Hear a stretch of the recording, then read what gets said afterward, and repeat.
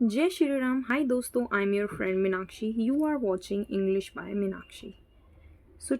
Today we are going to learn about the use of article a and n. So this is our part 2. Okay दोस्तों, move करते हैं. कल हमने क्या क्या डिस्कस किया था उसके बारे में भी देखेंगे. कल हमने ये सब डिस्कस किया था. Noun, countable, uncountable, proper noun, singular, plural क्या होता है, वोवल कॉन्सोनेंट क्या होता है, और हमने पुट किया था ए और एन का. क्लियर दोस्तों. आज कुछ वोकेबलरी डिस्कस करते हैं, उसके बाद कुछ सेंटेंस डिस्कस करेंगे. तो वोकेबलरी को बहुत अच्छे से पढ़ना दोस्तों. ओके, तो कुछ इंपॉर्टेंट वोकेबलरीज हैं, ध्यान देंगे. एडिटर, एडिटर मीन्स संपादक, यानी जो एडिटिंग करता है, एडिटर बुक को छापता है. राइटर मीन्स लेखक. अम्ब्रेला मीन्स छाता. एक्स मीन्स खिलाड़ी. एंट मीन्स चीटी. फ्लोर मीन्स आटा. इंकवेल मीन्स दवात. आउल मीन्स उल्लू. आर्टिस्ट मीन्स कलाकार. ऑफिसर मीन्स अफसर. सो दोस्तों, do learn first and then go next. Clear है दोस्तों. सबसे पहले आपको ये यूज़ करनी है, याद करनी है, और उसके बाद हम आगे चलेंगे. सो दोस्तों, ट्रांसलेट इनटू इंग्लिश. जैसे is am are, was were, shall be, will be का ट्रांसलेशन किया था, सेम ऐसे इसमें सब मिक्स हो जाएंगे. बस हम ए एन का यूज़ करेंगे इसमें. क्लियर है दोस्तों. यह के लिए आप यूज़ करेंगे दिस. क्लियर है दोस्तों. और वह के लिए यूज़ करेंगे आप दैट. इसके ऊपर भी एक डिमॉन्स्ट्रेटिव प्रोनाउन होते हैं, इसके ऊपर भी एक अलग से चैप्टर आएगा, तब इसको और डिटेल में पढ़ेंगे हम. अभी के लिए इतना समझो, यह के लिए हम दिस का यूज़ करेंगे और वह के लिए हम दैट का यूज़ करेंगे. क्लियर है दोस्तों. ओके, फर्स्ट सेंटेंस है यह एक घोड़ा है. इसकी इंग्लिश क्या होगी? This is dash horse. तो दोस्तों, ये सेंटेंस लिखा है दिस इज डैश हॉर्स. अब आप बता सकते हैं, हॉर्स लिखा हुआ है यहाँ पे, मैं आर्टिकल कौन से आर्टिकल का यूज़ करूँ, आर्टिकल ए और एन. तो आप बोलेंगे आर्टिकल ए का यूज़. क्लियर है. This is a horse. Horse हम ऐसे लिखते हैं हिंदी में भी, और ये हॉर्स क्या है, कॉन्सोनेंट है, ये भी कॉन्सोनेंट है. कॉन्सोनेंट से पहले हम ए का यूज़ करते हैं. क्लियर है दोस्तों इतना. ओके, सेकेंड सेंटेंस है वह एक हाथी है, यानी दैट इज़ डैश एलिफेंट. तो दोस्तों, आप बता सकते हैं कि इससे पहले हम एलिफेंट से पहले हम आर्टिकल ए का यूज़ करें या एन का यूज़ करें. तो आप बोलेंगे एन का use. This is an elephant. Clear है दोस्तों. और हम वैसे भी चेक करना चाहें तो एलिफेंट ऐसे ही लिखेंगे, ए से स्टार्ट होगा. मैंने आपको हिंदी में बताया था. ओके, थर्ड सेंटेंस है यह उल्लू है. तो इसको कैसे लिखेंगे? This is dash owl. तो दोस्तों, यहाँ पे आउल से पहले किसका यूज़ करेंगे? एन का. अगर आपको ये वीडियो समझ में नहीं आ रहा है ए एन का यूज़ कैसे हुआ, go and check and see the first video and then go for second one and the third one, fourth, etcetera. So now fourth sentence है राम एक हिंदुस्तानी है. तो कैसे लिखेंगे? Ram is dash Indian. Clear है दोस्तों. Indian. Ram is an Indian. तो इंडियन से पहले क्या आएगा दोस्तों? राम इज़ अ इंडियन लिखेंगे, राम इज़ एन इंडियन लिखेंगे. बता सकते हैं राम इज़ एन इंडियन. वह दवात है. तो कैसे लिखेंगे? That is dash inkwell. Inkwell. Clear है दोस्तों. ओके, तो हम इंकवेल से पहले क्या लिखेंगे? एन इंकवेल. तो यस, करेक्ट. मैं एक लेखक हूँ. I am dash writer. तो दोस्तों, इस राइटर से पहले क्या आएगा? I am a writer. Clear है दोस्तों. सो आगे मूव करेंगे. ओके, अब हम देखेंगे एडजेक्टिव क्या होता है, एडवर्ब क्या होता है. आगे की चीज़ों को समझने के लिए हमें एडजेक्टिव और एडवर्ब को अच्छे से क्लियर करना होगा. सो दोस्तों, एडजेक्टिव होता है a word which qualifies a noun और अ प्रोनाउन. तो वो जो क्वालिफाई करता है. क्लियर है दोस्तों.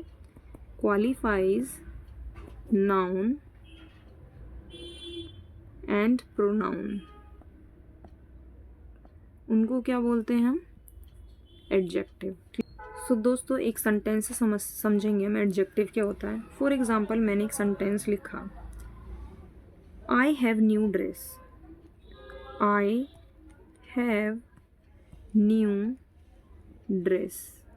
मैंने एक सेंटेंस लिखा, आई हैव न्यू ड्रेस। तो ये आई क्या है दोस्तों? मेरा सब्जेक्ट है, हैव मेरी हेल्पिंग वर्ब है, मेन वर्ब। अच्छा अभी आपको कुछ कुछ समझ में नहीं आएगा, ओके। अब हम देखेंगे ड्रेस क्या है दोस्तों। ड्रेस क्या है दोस्तों? ये नाउन है हमारा। और एडजेक्टिव क्या होता है? क्वालिफाइज नाउन या प्रोनाउन। नाउन या प्रोनाउन को क्वालिफाई करता है। तो ये ड्रेस किसको क्वालिफाई कर रहा है? ड्रेस कैसी है? तो आप बोलेंगे न्यू है ड्रेस, न्यू ड्रेस है, आई हैव न्यू ड्रेस। तो ड्रेस कैसी है भाई? न्यू है। तो ड्रेस को क्वालिफाई कौन कर रहा है? न्यू। यानी नाउन ड्रेस क्या है? नाउन है, और क्वालिफाई क्या हो रहा है? न्यू। तो न्यू क्या हो गया हमारा? एडजेक्टिव। इतना क्लियर है दोस्तों बेसिक अंडरस्टैंडिंग के लिए? ओके, अब एडवर्ब के बारे में बात करेंगे। सो दोस्तों एडवर्ब क्या होता है?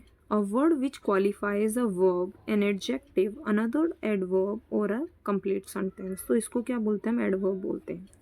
अब छोटा सा मैं आपको लिख के दिखाऊंगी हम बेसिकली बोलते कैसे हैं एडवर्ब। एग्जाम्पल के थ्रू आप समझ जाएंगे। ओके, मैंने लिखा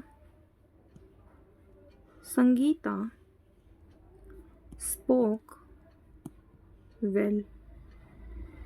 संगीता स्पोक वेल। तो ये जो वेल लिखा हुआ है ना, ये स्पोक क्या है दोस्तों? हमारी वर्ब है। जब हम टेंस पढ़ेंगे स्पीक की सेकंड फॉर्म है स्पोक। संगीता क्या हो गई मेरी? नाउन हो गई। ये क्या हो गई मेरी? वर्ब हो गई। क्लियर है दोस्तों? क्रिया जिसे बोलते हैं। अब वेल क्या है? ये जो वेल है ना, यही होता है हमारा एडवर्ब। तो एडवर्ब किसको क्वालिफाई कर रहा है? किसको क्वालिफाई कर रहा है? वर्ब को। अब एडवर्ब क्या होता है? जो क्वालिफाई करे। क्वालिफाइज एडजेक्टिव, यानी एडजेक्टिव को भी क्वालिफाई करता है, एडवर्ब को भी क्वालिफाई करता है, खुद को भी क्वालिफाई करता है। ध्यान रखना दोस्तों, उसी को क्या बोलते हैं हम? एडवर्ब बोलते हैं। क्लियर दोस्तों? और आगे आपको सेंटेंस में समझ में आएगा। ओके, अब इसको ध्यान देंगे दोस्तों, इसको ध्यान से सुनेंगे। अब ये नोट लिखा हुआ है, नाउन के पहले एडजेक्टिव हो तो ए एन का यूज़ एडजेक्टिव से पहले होगा। अगर नाउन से पहले कोई भी एडजेक्टिव आ जाता है तो हम किसका यूज़ करेंगे? ए एन का यूज़ करेंगे। अभी सेंटेंस के थ्रू समझेंगे और अच्छे समझ में आएगा। नाउन के पहले एडवर्ब प्लस एडजेक्टिव हो, यानी एडवर्ब भी एडजेक्टिव हो, तो ए एन का यूज़ एडवर्ब से पहले होगा। सो दोस्तों सेंटेंस देखते हैं। पहला है, मैं एक ईमानदार लड़की हूँ। इसकी इंग्लिश देखते हैं पहले। I am dash honest girl. Clear है दोस्तों? I am dash honest girl. सबसे पहले तो ये बताओ, ऑनेस्ट से पहले आर्टिकल ए का यूज़ करूँ या एन का? तो आप बोलेंगे एन का। I am an honest girl, ये हो गई इसकी इंग्लिश ट्रांसलेशन। अब देखो दोस्तों, अब ये गर्ल क्या है? नाउन है। क्लियर है दोस्तों? नाउन को कौन क्वालिफाई कर रहा है? गर्ल कैसी है? ऑनेस्ट है, ऑनेस्ट। तो ये ऑनेस्ट क्या हो गया दोस्तों? अभी ऊपर पढ़ा है, क्या हो गया है ऑनेस्ट दोस्तों? ऑनेस्ट हो गया आपका एडजेक्टिव। क्लियर है दोस्तों? ओके, अब सेकंड सेंटेंस समझते हैं।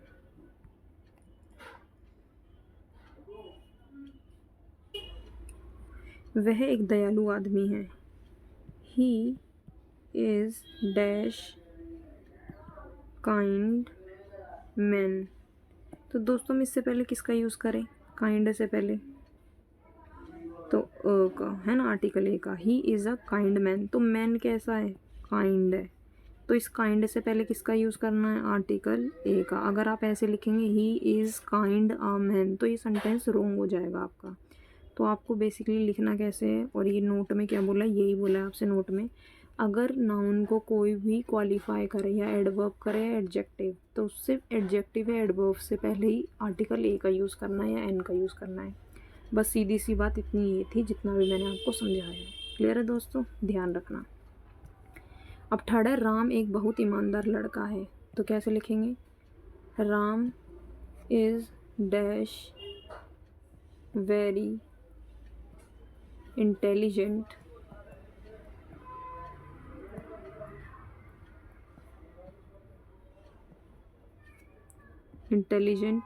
बॉय।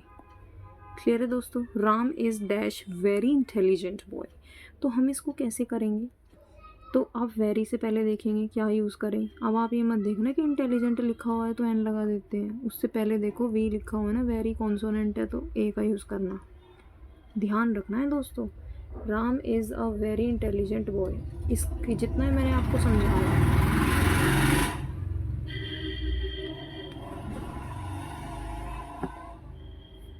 दोस्तों, जितना भी मैंने आपको समझाया बेसिकली ये था कि हम ए एन का यूज़ कब करेंगे, जब एडजेक्टिव और एडवर्ब को लगाएंगे हम। ठीक है दोस्तों, जब एडजेक्टिव एडवर्ब को हम लगाते हैं तो हम ए एन का यूज़ उससे पहले करेंगे, ना कि हम ऐसे लिखेंगे Ram is very a intelligent boy या Ram is very intelligent a boy. Clear है दोस्तों, तो ये सेंटेंस एकदम करेक्ट है जो मैंने आपको बनवाया है। अब लास्ट सेंटेंस एक और एग्जांपल समझेंगे दोस्तों। वह एक बहुत सुंदर बैल है, तो कैसे लिखेंगे,